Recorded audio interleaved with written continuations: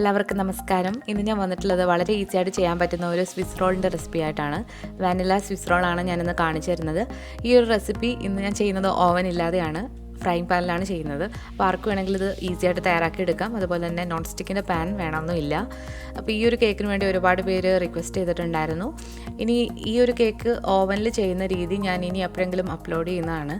അപ്പം വീഡിയോയിലേക്ക് കിടക്കുന്നതിന് മുന്നായിട്ട് നിങ്ങൾ ഈ ചാനൽ ആദ്യമായിട്ടാണ് കാണുന്നതെങ്കിൽ സബ്സ്ക്രൈബ് ചെയ്യുക. അതുപോലെ തന്നെ റൈറ്റ് സൈഡിലായിട്ട് കാണുന്ന ബെല്ലൈക്കൺ കൂടി ഒന്ന് ക്ലിക്ക് ചെയ്യുക. അപ്പോൾ അധികം താമസിയാതെ ഈ കേക്ക് എങ്ങനെയാണ് തയ്യാറാക്കിയെടുക്കുന്നത് നോക്കാം. ആദ്യം തന്നെ നമുക്ക് ഡ്രൈ ആയിട്ടുള്ള ഇൻഗ്രീഡിയൻസ് ഒക്കെ ഒന്ന് മിക്സ് ചെയ്തെടുക്കണം. ഇവിടെ 1/2 കപ്പ് മൈദയാണ് എടുത്തിട്ടുള്ളത്. 240 പകുതി 120 ml ആണത്. ഇനി ഇതിലേക്ക് ബേക്കിംഗ് പൗഡർ 1/2 ടീസ്പൂൺ ചേർത്ത് കൊടുത്തിട്ടുണ്ട്. ഇത് കൂടാതെ ഒരു നുള്ള് ബേക്കിംഗ് സോഡ കൂടി ചേർത്ത് കൊടുക്കുന്നുണ്ട്. ഇനി ഇതിലേക്ക് ഞാൻ 1 ടീസ്പൂൺ വാനില ഫ്ലേവറിലുള്ള ഷുഗറും കൂടെ ചേർത്ത് കൊടുക്കുന്നുണ്ട്. നിങ്ങളുടെ കയ്യിൽ വാനില എസൻസ് ആണെങ്കിൽ നമ്മൾ മുട്ടയൊക്കെ മിക്സ് ചെയ്യുമ്പോൾ ചേർത്ത് കൊടുക്കുക. ഇനി നമ്മൾ ചേർത്ത് കൊടുക്കാൻ പോകുന്നത് ഉപ്പാണ്. ടേസ്റ്റ് ബാലൻസ് ചെയ്യാൻ വേണ്ടിയിട്ട് 1 നുള്ള് ഉപ്പ് കൂടി ഇതിലേക്ക് ചേർത്ത് കൊടുത്തിട്ടുണ്ട്. ഇനി ഇതെല്ലാം കൂടി നന്നായിട്ടൊന്ന് മിക്സ് ചെയ്തെടുക്കാം. അപ്പോൾ ഇതുപോലെയുള്ളൊരു വിസ്ക് വെച്ചിട്ടോ അല്ലെങ്കിൽ ഫോർക്ക് വെച്ചിട്ടോ മിക്സ് ചെയ്യാം. ഇനി നമ്മൾ ഇടഞ്ഞിട്ടാണ് മുട്ടയിലേക്ക് ചേർത്ത് കൊടുക്കുന്നത്. അപ്പോൾ ജസ്റ്റ് ഒന്ന് മിക്സ് ചെയ്ത് മാറ്റി വെക്കാം. ഇനി ഇതിലേക്ക് വേണ്ടത് 2 മുട്ടയാണ്. ഈ മുട്ട റൂം ടെമ്പറേച്ചറിലുള്ളതാണ്. മുട്ട ഉപയോഗിക്കാത്തവരാണെങ്കിൽ നിങ്ങൾക്ക് ഇതിന് പകരം ഒരു 1/2 കപ്പ് തൈര് യൂസ് ചെയ്യാവുന്നതാണ്. ഈ മുട്ടയിലേക്ക് ഞാനിവിടെ ഒരു 1/4 കപ്പ് പഞ്ചസാര, പൊടിക്കാത്ത പഞ്ചസാരയാണ്, അത് ചേർത്ത് കൊടുത്തിട്ടുണ്ട്. ഇനി നമ്മൾ ബീറ്ററൊന്നുമല്ല, കൈ വെച്ചിട്ട് തന്നെയാണ് ഇത് മിക്സ് ചെയ്തെടുക്കുന്നത്.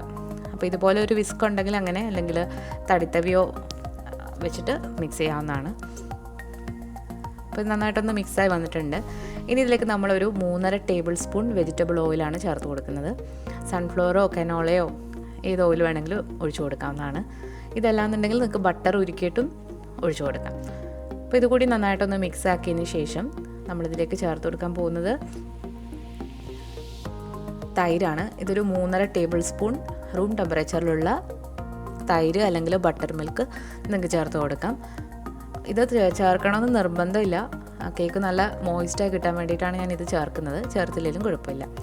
ഇനി ഇതിലേക്ക് നമ്മൾ ഒരു അരിപ്പയിലൂടെ നമ്മൾ നേരത്തെ ഒന്ന് മിക്സ് ചെയ്ത് വെച്ചിരുന്ന ഫ്ലോറ് ചേർത്ത് കൊടുക്കുകയാണ്.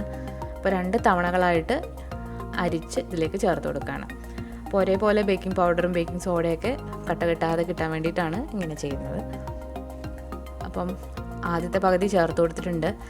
ഇനി ഇത് നമ്മൾ ഒരു വിസ്ക് വെച്ചിട്ടൊന്ന് മിക്സ് ചെയ്തെടുക്കുക. കട്ടകളില്ലാതെ ഒന്ന് മിക്സ് ചെയ്തെടുക്കുക. ഒരുപാട് ഇട്ട് ഇളക്കരുത്, ജസ്റ്റ് ഒന്ന് മിക്സ് ചെയ്തെടുക്കുക. അപ്പോൾ ഇതൊരു സ്വിസ് റോളിന് വേണ്ടിയിട്ടുള്ള റെസിപ്പിയാണ് ഞാൻ കാണിക്കുന്നത്. നിങ്ങൾക്ക് പല ഫ്ലേവറിൽ ഇത് ചെയ്യാം. നിങ്ങൾക്ക് വാനില ഇഷ്ടമല്ലെങ്കിൽ കൊക്കോ പൗഡർ ഇതിൻ്റെ കൂടെ മിക്സ് ചെയ്തിട്ട് ചേർക്കാവുന്നതാണ്. അപ്പോൾ 2 തവണകളായിട്ട് ഞാൻ ഈ പൊടി ഇതിലേക്ക് ചേർത്ത് കൊടുത്തിട്ട് മിക്സ് ചെയ്ത് എടുത്തിട്ടുണ്ട്. ഇപ്പോൾ നമ്മുടെ കേക്കിൻ്റെ ബാറ്റർ ഇവിടെ റെഡി ആയിട്ടുണ്ട്. അപ്പോൾ ഇതിനി നമുക്കൊന്ന് നോക്കാം ഇതിൽ കട്ടകളുണ്ടോയെന്ന്.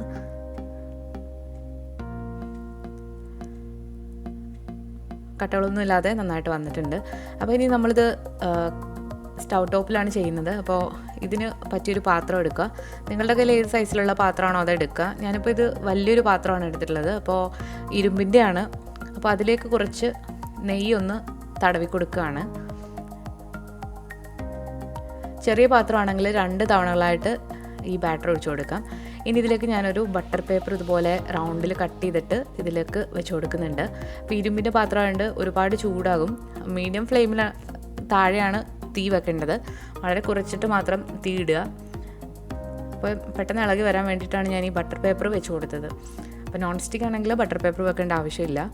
ഇനി ഇതിലേക്ക് നമ്മൾ തയ്യാറാക്കി വെച്ചിരിക്കുന്ന ബാറ്റർ ഒഴിച്ചു കൊടുക്കുകയാണ്.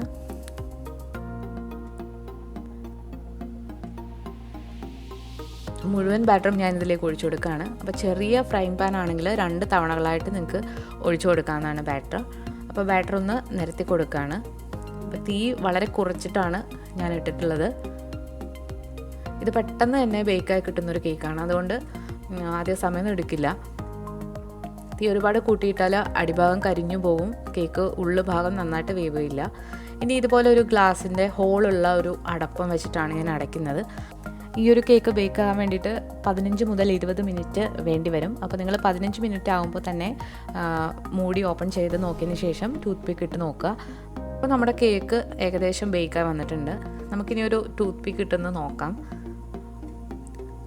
ടൂത്ത് പിക്ക് ക്ലീൻ ആയിട്ട് തന്നെയാണ് വന്നിട്ടുള്ളത്. അപ്പോൾ എല്ലാ ഭാഗവും നന്നായിട്ട് ബേക്കായി വന്നിട്ടുണ്ട്.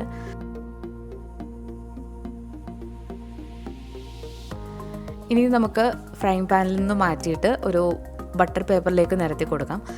അപ്പോൾ ഇതുപോലൊരു ബട്ടർ പേപ്പർ എടുക്കുകയാണെങ്കിൽ എപ്പോഴും സ്വിസ് റോളിന് നമ്മൾ റോൾ ചെയ്തെടുക്കേണ്ടതുകൊണ്ട് ഒരു ബട്ടർ പേപ്പർ അത്യാവശ്യം തന്നെയാണ്. അപ്പോൾ കേക്ക് ഞാൻ ഇതിലേക്ക് വെച്ച് കൊടുത്തിട്ടുണ്ട്. അപ്പം ബട്ടർ പേപ്പർ താഴെയുള്ള ബട്ടർ പേപ്പർ മാറ്റിയും കൊടുത്തിട്ടുണ്ട്. അപ്പോൾ ഇനി നമുക്കൊന്ന് ചെറിയ ചൂടോടെ തന്നെ ഒന്ന് റോൾ ചെയ്തിട്ട് നമുക്കൊന്ന് ഫ്രിഡ്ജിൽ വെക്കണം. എങ്കിൽ മാത്രമേ നമുക്ക് ഇതിൽ ഐസിങ് ഒക്കെ ചെയ്യാൻ പറ്റത്തുള്ളൂ. അപ്പോൾ ഞാൻ ഈ ബട്ടർ പേപ്പറിലേക്ക് ചെറിയ ചൂടോടെ തന്നെയാണ് ഈ കേക്ക് വെച്ചിട്ടുള്ളത്. ഇതിനി ഇതുപോലെ വളരെ സൂക്ഷിച്ച് ഒന്ന് റോൾ ചെയ്ത് കൊടുക്കാം. റോൾ ചെയ്യുമ്പോൾ ശ്രദ്ധിക്കേണ്ടത് നമ്മൾ ഈ ബട്ടർ പേപ്പർ കേക്കിൻ്റെ ഉള്ളിലേക്ക് വരുന്ന രീതിയിൽ ഇതുപോലെ റോൾ ചെയ്തെടുക്കുക.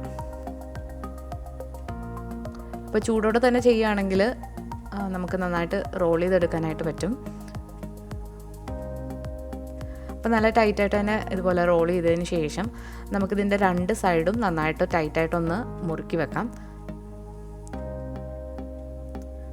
രണ്ട് സൈഡ് നന്നായിട്ട് ടൈറ്റാക്കിയതിന് ശേഷം ഇത് ഫ്രിഡ്ജിൽ നമുക്കൊന്ന് മാറ്റി വെക്കാം. ഫ്രിഡ്ജിൽ വെക്കുമ്പോൾ ഇത് നന്നായിട്ട് പെട്ടെന്ന് തന്നെ തണുത്ത് കിട്ടും. അതുപോലെ തന്നെ ഇത് റോൾ ചെയ്യാൻ നമുക്കിനി ഐസിങ് അപ്ലൈ ചെയ്യാനും വളരെ എളുപ്പമായിരിക്കും. അപ്പോൾ ഞാനത് ഫ്രിഡ്ജിൽ വെച്ചിട്ടുണ്ട്. ഫ്രിഡ്ജിൽ ഒരു അരമണിക്കൂർ മാറ്റി വെക്കാം. ഇനി നമുക്കിതിലേക്ക് വേണ്ട ഐസിങ് തയ്യാറാക്കാം. അപ്പോൾ ഞാനിവിടെ തയ്യാറാക്കുന്നത് വിപ്പിംഗ് ക്രീം വെച്ചിട്ടുള്ള ഒരു ഐസിങ് ആണ്. അപ്പോൾ അതിലേക്ക് ഒരു 100 ml ഹെവി ക്രീം അല്ലെങ്കിൽ വിപ്പിംഗ് ക്രീമാണ് എടുത്തിട്ടുള്ളത്. 40% ഫാറ്റുള്ള ക്രീമാണ്. അപ്പോൾ വിപ്പിംഗ് ക്രീമിന് പകരം നിങ്ങൾക്ക് ബട്ടർ ഐസിങ് അല്ലെങ്കിൽ ന്യൂട്ടെല്ല ജാം ഏത് ഫില്ലിംഗ് വേണമെങ്കിലും നിങ്ങൾക്ക് ഈ ഒരു സ്വിസ് റോളിൽ എടുക്കാവുന്നതാണ്. ഇവിടുത്തെ കിട്ടുന്ന വിപ്പിംഗ് ക്രീം മധുരമില്ലാത്തതാണ്. അതുകൊണ്ട് ഞാനിവിടെ ഒരു 1.5 ടേബിൾ സ്പൂൺ പഞ്ചസാര ചേർത്ത് കൊടുത്തിട്ടുണ്ട്. പിന്നെ ഫ്ലേവറിന് വേണ്ടിയിട്ട് കുറച്ച് വാനില ഷുഗറും ചേർത്ത് കൊടുക്കുന്നുണ്ട്.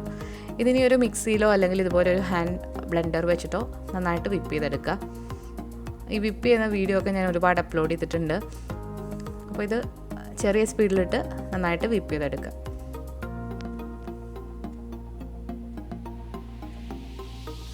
അപ്പോൾ നമ്മുടെ ക്രീം നന്നായിട്ട് വിപ്പായി വന്നിട്ടുണ്ട്. അപ്പോൾ ഇനി ഇത് നമുക്ക് കേക്കിലേക്ക് അപ്ലൈ ചെയ്യാം. അപ്പോൾ ഈ ഒരു വിപ്പിംഗ് ക്രീം നിങ്ങൾക്ക് കേക്കിലിടുന്ന സമയത്ത് ഇതിൻ്റെ ഉള്ളിൽ നിങ്ങൾക്ക് ഫ്രൂട്ട്സ് ഒക്കെ വേണമെങ്കിൽ ഇട്ട് കൊടുക്കാം. സ്ട്രോബെറി അങ്ങനെയുള്ള ഫ്രൂട്ട്സൊക്കെ റോളിൻ്റെ ഉള്ളിൽ ഫില്ല് ചെയ്ത് കൊടുക്കാവുന്നതാണ്. അപ്പോൾ ഇനി നമ്മൾ ഫ്രിഡ്ജിൽ തണുക്കാനായിട്ട് മാറ്റി വെച്ചിരിക്കുന്ന സ്വിസ് റോള് നമ്മൾ പുറത്തെടുത്തിട്ടുണ്ട്. ഇത് പെട്ടെന്ന് തണുത്ത് കിട്ടണമെന്നുണ്ടെങ്കിൽ നിങ്ങൾക്ക് ഫ്രീസറിൽ വെക്കാവുന്നതാണ്. അപ്പോൾ നമ്മുടെ കേക്ക് നന്നായിട്ട് റോളായി തന്നെയാണ് ഇരിക്കുന്നത്. ഇതിന് പതുക്കെ ഒന്ന് തുറന്ന് നോക്കാം.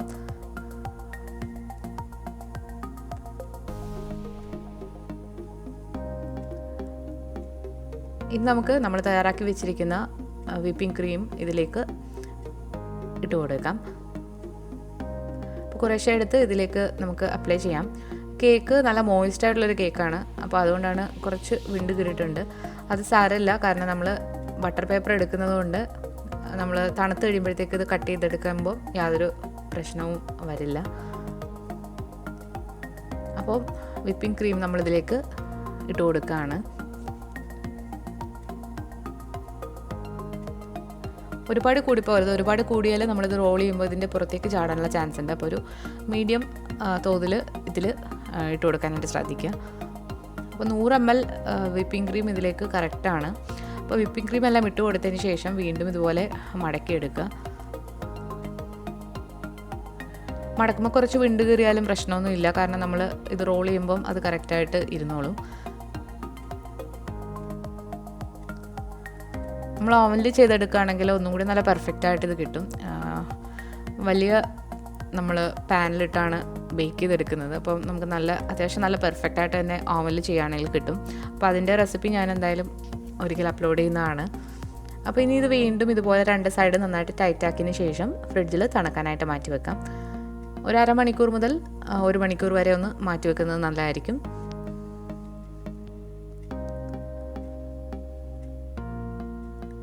അപ്പോൾ നമ്മൾ ഇത് ഫ്രിഡ്ജിലേക്ക് മാറ്റി വെക്കുകയാണ്.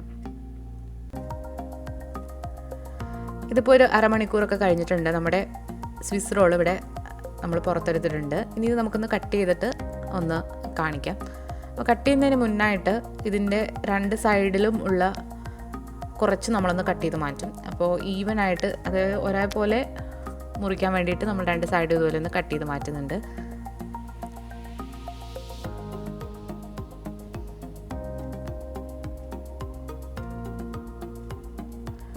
അപ്പോൾ ഇതിന് കട്ട് ചെയ്ത് മാറ്റിയതിന് ശേഷം നമ്മളിതിലേക്ക് കുറച്ച് പൊടിച്ച പഞ്ചസാര ഇട്ടൊന്ന് മുകളിലൊന്ന് സ്പ്രെഡ് ചെയ്ത് കൊടുക്കുകയാണ്. അപ്പോൾ ഇങ്ങനെ ചെയ്യുമ്പോൾ നമ്മൾ കേക്ക് കഴിക്കുമ്പോൾ നല്ലൊരു ടേസ്റ്റാണ്. ഇനി നമുക്കൊന്ന് കട്ട് ചെയ്ത് നോക്കാം. വളരെ മോയിസ്റ്റ് ആയിട്ടുള്ളൊരു സ്വിസ് റോളിൻ്റെ റെസിപ്പിയാണിത്. അപ്പോൾ ഒരുപാട് നിങ്ങൾക്ക് മോയിസ്റ്റായിട്ട് വേണ്ടാന്നുണ്ടെങ്കിൽ നിങ്ങൾക്ക് യോഗട്ട് അതായത് തൈര് ചേർക്കുന്ന പാർട്ട് സ്കിപ്പ് ചെയ്യാവുന്നതാണ്. അപ്പോൾ നമ്മൾ കട്ട് ചെയ്തെടുത്തിട്ടുണ്ട്. നല്ല പെർഫെക്റ്റ് ആയിട്ടുള്ള ടേസ്റ്റാണ്. എന്തായാലും നിങ്ങൾ ട്രൈ നോക്കുക. വളരെ ഈസിയാണ് തയ്യാറാക്കാൻ. കുറച്ച് ഇൻഗ്രീഡിയൻസ് മാത്രമേ ഉള്ളൂ. അപ്പോൾ വളരെ ഈസി ആയിട്ട് ചെയ്യാൻ പറ്റുന്ന സ്വിസ് റോള് ഇവിടെ റെഡി ആയിട്ടുണ്ട്. അപ്പോൾ ഇന്നത്തെ ഈ റെസിപ്പി നിങ്ങൾക്ക് ഇഷ്ടമായിട്ടുണ്ടെങ്കിൽ തീർച്ചയായിട്ടും നിങ്ങൾ ഈ വീഡിയോ ലൈക്ക് ചെയ്യാനും ഷെയർ ചെയ്യാനും അതുപോലെ തന്നെ നിങ്ങളുടെ അഭിപ്രായങ്ങളൊക്കെ കമൻസിലൂടെ അറിയിക്കാനും മറക്കരുത്. പുതിയതായിട്ട് ചാനൽ കാണുന്നവരാണെങ്കിൽ സബ്സ്ക്രൈബ് ചെയ്തതിന് ശേഷം റൈറ്റ് സൈഡിലായിട്ട് കാണുന്ന ബെല്ലൈക്കൺ കൂടി ഒന്ന് ക്ലിക്ക് ചെയ്യണം. പുതിയൊരു റെസിപ്പിയായിട്ട് വീണ്ടും വരുന്നതാണ്. താങ്ക്